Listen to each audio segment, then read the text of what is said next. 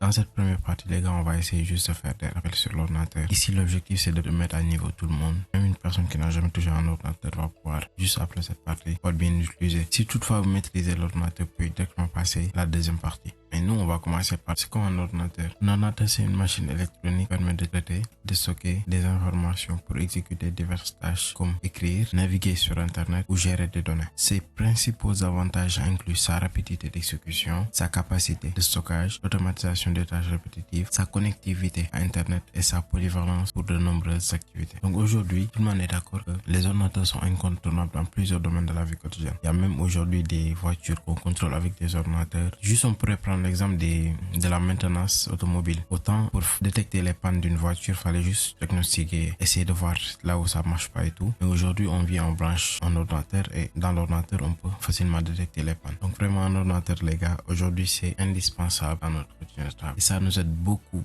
dans tout ce qui est automatisation des tâches, la rapidité d'exécution, le stockage de nos informations, etc., etc. Il existe plusieurs types d'ordinateurs, bien évidemment. Il y a ce qu'on appelle les ordinateurs de bureau, qui sont fixes et puissants pour le travail et le divertissement. Donc premièrement, sachez qu'il y a deux grandes catégories. Il y a ce qu'on appelle les ordinateurs de bureau et les ordinateurs portables. Un ordinateur de bureau, c'est ce genre de dispositif-là, généralement. C'est un ordinateur qu'on doit toujours brancher sous secteur pour l'utiliser. Si vous ne la branchez pas, vous n'allez pas pouvoir l'utiliser. Et logique, avec ce système, on peut avoir des ordinateurs très puissants parce que directement c'est branché à l'électricité. À l'inverse, on a les ordinateurs portables. Les ordinateurs portables sont des ordinateurs qu'on peut utiliser en déplacement parce qu'elles sont dotées d'une batterie autonome à l'intérieur. On peut bel et bien soit les brancher et les utiliser ou bien les débrancher et les utiliser parce qu'il y a la batterie à l'intérieur. Qu'est-ce qu'on dit ici? Les ordinateurs portables, ils sont mobiles et pratiques pour travailler en déplacement. Tout à fait. Par exemple, un ordinateur fixe, on peut pas l'utiliser en déplacement. On a aussi les tablettes qui entrent toujours dans cette catégorie des ordinateurs portables, mais cette fois-ci elles sont beaucoup plus compactes et tactiles, idéales pour l'utilisation multimédia. Par exemple, il y a des boulots où on n'a pas forcément besoin de ce genre d'ordinateur là. Par exemple, si vous êtes un pointeur ou bien ce genre de, vous êtes agent de sécurité, vous surveillez les entrées et sorties, parfois c'est beaucoup plus adapté d'avoir un ordinateur tablette avec un stylet. Pour ça là, vous allez pouvoir carrément surveiller les entrées et sorties que chaque fois d'avoir un ordinateur devant vous. À la limite, ça peut être encombrant quoi. Donc selon votre utilisation, vous serez appelé à choisir l'ordinateur qui va convenir à votre boulot ou bien à ce que vous voulez faire. Les parties de l'ordinateur. L'ordinateur est composé de deux parties principales. On a ce qu'on appelle le hardware qui inclut les composants matériels comme l'unité centrale et les périphériques, et le software qui comprend les programmes et les systèmes d'exploitation permettant de faire fonctionner le matériel. Ces deux éléments sont essentiels pour son utilisation. En fait, ici, ce qu'il faut comprendre, c'est que un ordinateur est composé de deux parties. Il y a ce qu'on appelle le hardware et le software. Le hardware, c'est la partie matérielle de l'ordinateur. C'est tout ce qu'on pourrait toucher. Et le software, c'est la partie qu'on ne peut pas toucher. Par exemple, l'interface logicielle de l'ordinateur, c'est ce qu'on appelle le software. Voyons voir. Donc, pour la partie physique ou bien le hardware ou la partie matérielle de l'ordinateur, on a des périphériques d'entrée comme le clavier, la souris, le microphone, la caméra aussi. On a des périphériques de sortie comme les haut-parleurs. On a l'écran aussi. On a des périphériques de stockage comme les clés USB, les disques durs externes ou bien les cartes mémoire.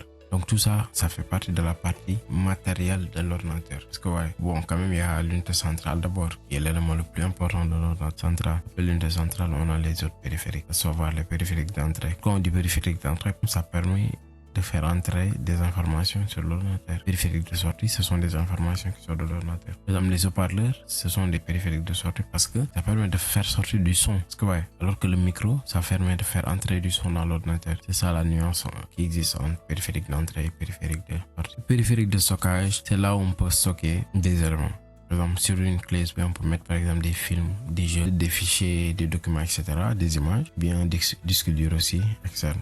Maintenant, après la partie physique, ou bien le hardware, ou bien la partie matérielle, on a la partie logicielle, qu'on appelle software ou bien système d'exploitation. Donc, un système d'exploitation est un logiciel qui gère le matériel d'un ordinateur. Par exemple, si j'appuie sur le clavier, si j'appuie sur le bouton A, j'ai A à l'écran.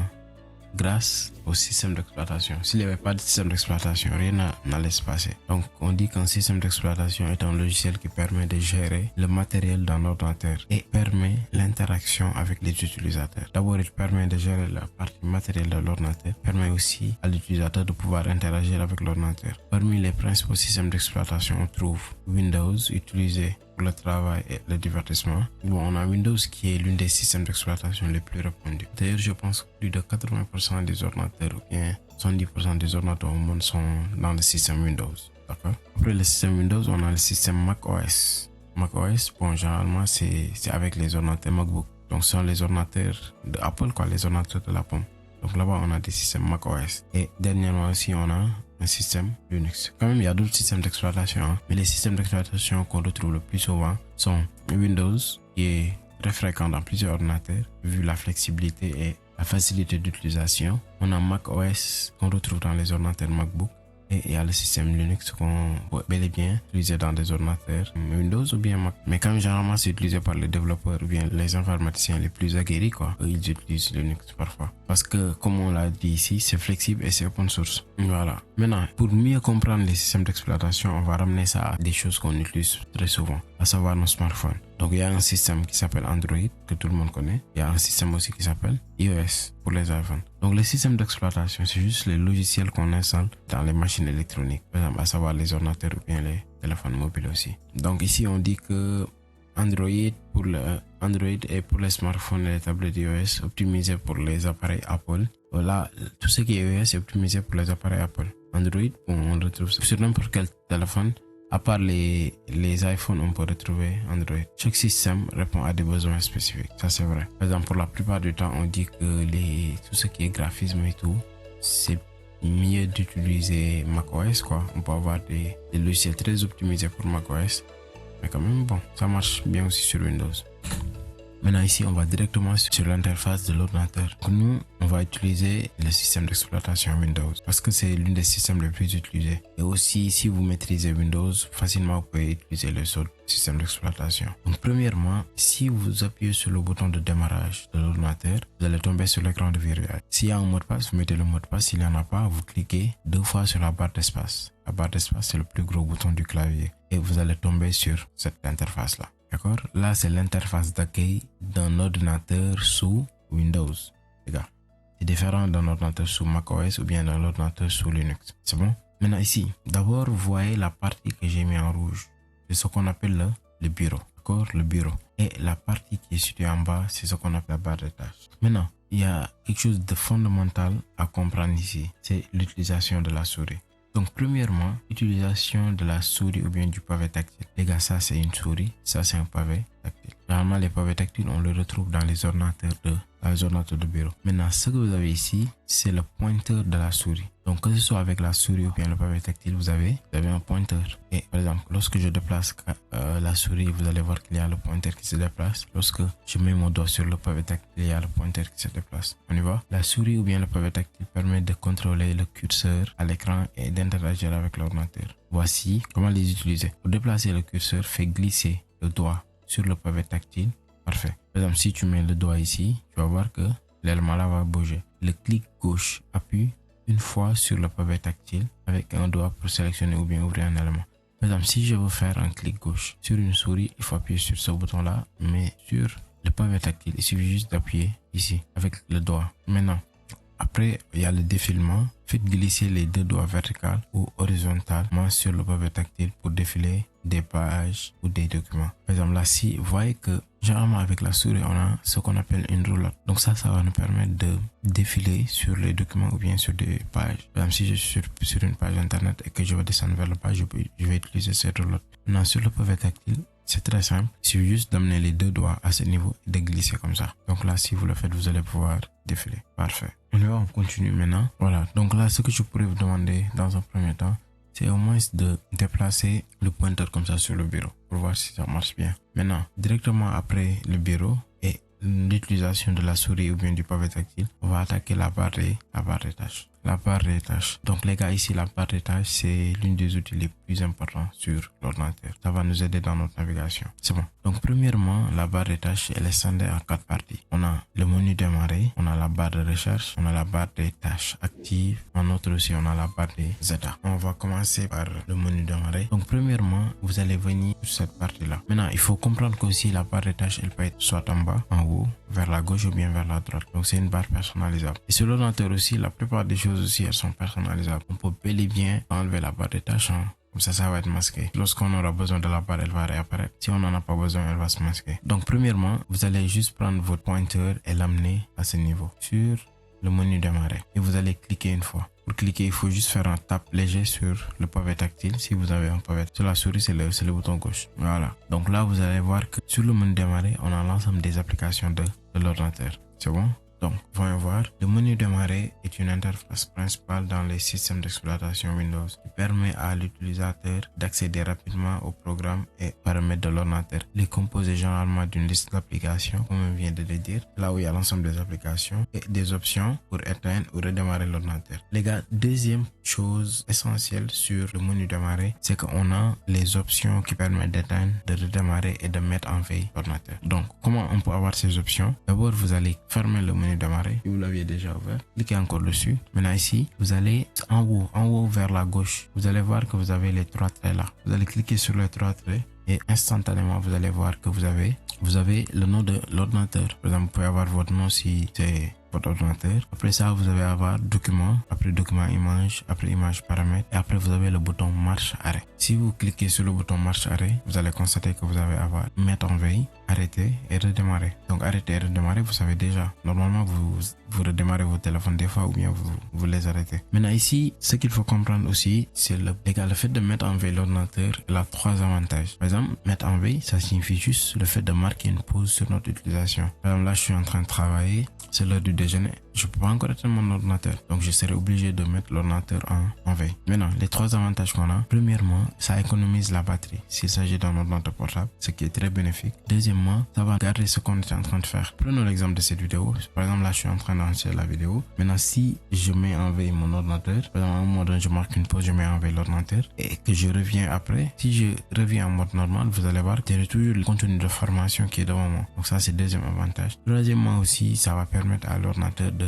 faire la maintenance en interne. Par exemple là, l'idée c'est que même si vous travaillez dessus, que vous mettez en veille, il va essayer de faire la maintenance, essayer de faire des mises à jour, essayer de corriger certaines fautes. Donc ça c'est l'avantage de l'option mise en veille. Les gars aussi, faites bien attention. Faut jamais, au plus grand jamais, éteindre l'ordinateur avec le bouton de démarrage. Le bouton qui démarre l'ordinateur ne permet pas de l'éteindre. Clair? Là, il faut faire attention, les gars. Sinon, vous pouvez même risquer de gâter vos ordinateurs. On continue. Le menu démarrer facilite la navigation dans le système, permettant de lancer des applications et d'accéder à des fonctionnalités importantes de manière intuitive. Donc, pour résumer, menu démarrer, on a l'ensemble des applications et les options de marche. Si vous voulez par exemple éteindre l'ordinateur, mettre en veille ou bien redémarrer, ou bien vous voulez avoir accès à toute la liste d'applications disponibles sur l'ordinateur. On continue. Après le menu démarrer, on a la barre de recherche. La barre de recherche c'est située juste à côté du menu démarrer. La barre de recherche permet aux utilisateurs de rechercher rapidement des fichiers, des applications, des paramètres ou des informations en ligne. En tapant des mots-clés, les utilisateurs peuvent accéder facilement à des résultats pertinents, facilitant ainsi la navigation et la gestion de l'ordinateur. C'est un outil pratique pour trouver rapidement ce dont on a besoin sans avoir à parcourir manuellement les menus et les dossiers. Donc ici, l'idée, c'est d'aller très très vite. Mais le souci, c'est qu'avec les ordinateurs, il y a beaucoup d'options, il y a beaucoup de réglages, il y a beaucoup de fichiers et tout. Imaginez, vous avez votre ordinateur depuis 10 ans, il y a des films, il y a des dossiers, il y a des cours, il y a des formations et tout. Parfois, c'est pas trop évident d'aller dans les dossiers et chercher et trouver. C'est la raison pour laquelle on a cette barre de recherche. Maintenant, concernant la barre de recherche, ça va juste nous faciliter la navigation sur l'ordinateur. Donc ici, par exemple, on va commencer par les applications. Parce que déjà, si vous cliquez sur la barre de recherche, avant même de cliquer, vous allez taper ici pour rechercher. Si vous cliquez dessus, vous allez voir que sur la partie qui est en haut, que l'ordinateur même vous dit que ici on peut tout chercher, savoir des applications, des documents, des réglages et tout ça. Même dans la partie plus, si vous cliquez, il y a d'autres options. Donc vraiment, c'est une barre d'outils très très complète. Je pense s'il y a quelque chose à retenir sur l'utilisation d'un ordinateur, ça va être la barre de recherche. Ça va vous permettre d'avoir accès à tout ce que vous voulez. Peut-être on va commencer par ouvrir des applications. Pour ouvrir une application, il faut juste cliquer ici et commencer à mettre le nom de l'application. Je m'explique. Par exemple, si je veux ouvrir l'application horloge, je clique sur la barre de recherche, il y a une fenêtre qui va s'ouvrir et je vais écrire peut-être H. Si je mets H, vous allez voir qu'il va me suggérer l'application et là je clique sur ouvrir. C'est bon? Vous pouvez essayer en même temps. Si vous avez votre ordinateur devant vous, pouvez essayer en même temps. Après aussi, on va essayer peut-être avec l'application calculatrice. Là on vient, on clique dessus, on met C et là on tombe sur calculatrice. Les gars, si vous mettez C et que vous tombez pas sur calculatrice, vous devez continuer. Là vous allez mettre C A L. Là vous tombez et après ça vous cliquez sur ouvrir. Une dernière application qu'on pourrait essayer aussi, c'est l'application Bloc-Notes. Donc si vous cliquez encore sur la barre de recherche et que vous mettez B, vous allez tomber sur... Et là, vous cliquez sur ouvrir. Et les gars, faites bien attention. Il faut toujours cliquer sur ouvrir. Toujours cliquer sur... Maintenant, qu'est-ce qu'on pourrait chercher d'autre aussi? Par exemple, si vous voulez connecter vos appareils Bluetooth avec votre ordinateur, par exemple, vous avez des casques Bluetooth que vous voulez connecter avec votre ordinateur, vous n'êtes pas obligé d'aller dans les réglages. Vous pouvez juste venir sur la barre de recherche, écrire Bluetooth, B-L-U, Blue. Et là, il va vous donner accès aux réglages du Bluetooth. Et comme ça, vous allez pouvoir l'activer ou bien désactiver. Bien même configurer votre appareil Bluetooth. Donc vraiment, c'est une outil formidable qui va beaucoup vous aider dans votre navigation. Si vous voulez aller très vite, utilisez ça et vous pouvez lui poser toutes les questions. Demain, vous voulez changer l'arrière-plan du bureau. L'arrière-plan, c'est le fond d'écran. Venez sur la barre de recherche, vous commencez à écrire arrière. Et lorsque vous commencez à écrire arrière, vous allez forcément tomber sur arrière-plan. Là, si vous cliquez sur ouvrir, il va vous montrer l'option. Donc là, les gars, c'est carré, c'est compris, c'est fini. C'est bon? Voilà. On passe à la partie suivante, la barre des tâches actives. La barre des tâches actives est une partie de la barre des tâches de Windows qui affiche les applications actuellement ouvertes et en cours d'exécution. Donc dans cette partie, on a les applications qui sont ouvertes. Par exemple, si j'ouvre l'application Bloc-Notes, vous allez voir que elle va se présenter ici. Si j'ouvre l'application Horloge, elle va se mettre ici aussi. Donc cette partie, elle nous montre les applications qui sont ouvertes, bien en cours d'exécution, qui sont ouvertes ou bien qui sont en train de tourner. Les gars, aussi ici, on peut mettre des applications en favori. Par exemple, épingler des applications. On peut ajouter des applications qu'on utilise très fréquemment. Par exemple, si j'utilise cette application-là, peut-être plus de 20 fois par jour, c'est mieux de l'avoir ici que chaque fois de venir chercher dans la barre de recherche. Et ça va être facilité par le clic droit. On verra bientôt. Donc ici, ce qu'il faut retenir, vous allez avoir les applications ouvertes et les applications épinglées. Si vous voulez, on pourrait continuer cette définition. Elle permet aussi aux utilisateurs de voir rapidement quelles sont les applications actives et de passer facilement de l'un à l'autre en cliquant sur l'icône correspondant. Par exemple, si j'ouvre deux applications, je peux directement passer d'une application à une autre facilement, quoi. Par exemple, si j'ouvre calculatrice et Bloc-Notes, je peux cliquer sur calculatrice ici, utiliser et directement recliquer sur Bloc-Notes, utiliser, ainsi de suite. Cette fonctionnalité facilite la gestion du multitâche. C'est vrai parce que tout ce qui est multitâche, c'est le fait de faire beaucoup de choses à la fois sur un ordinateur en offrant un accès rapide au programme en cours. Parfait. Page suivante. Ici, c'est pas compliqué. La barre des états, la barre d'état d'un ordinateur généralement située dans la barre des tâches en bas à droite, affiche des informations clés comme l'heure, l'état de la connexion, le niveau de batterie et des notifications d'application. Elle permet également d'accéder rapidement à des fonctionnalités comme les paramètres de son et de réseau, facilitant ainsi la gestion du système. Donc ce qu'il faut comprendre ici, c'est la barre des états. Ça nous montre l'état des différents réglages. Par exemple, on pourrait voir l'état de l'internet si on est connecté ou pas, l'état de la batterie si elle est vide, elle est à moitié, etc. On peut voir l'état du son. Si on clique, on peut voir si c'est trop fort, etc. Là, on a l'état de la langue du clavier. Par exemple, il y a des configurations qu'on pourrait faire. Par exemple, il y a des claviers en français ou bien des claviers en anglais. On a l'heure et la date. Si vous cliquez dessus, vous allez avoir le calendrier. Et sur cette dernière partie, vous avez les centres de notification ou les centres de contrôle. Ça, vous l'avez sur votre téléphone. Ici, les centres de notification et centres de contrôle, elles vont nous permettre, par exemple, d'avoir rapidement accès à nos notifications. Si toutefois j'ai installé WhatsApp sur mon ordinateur, je peux avoir les notifications rapidement. Aussi, peut-être activer rapidement Wi-Fi, Bluetooth et les autres réglages. Dans cette première partie aussi, on appelle les icônes masquées. Parce que parfois ici, il y a beaucoup d'options. C'est parfois très intelligent de prendre les options qu'on n'utilise pas fréquemment et de les masquer ici. Elles sont toujours disponibles. Si vous cliquez là, vous allez voir qu'il y a les icônes masquées. C'est bon? Donc ici, ça montre juste l'état des éléments en dépit des notifications et du centre de contrôle.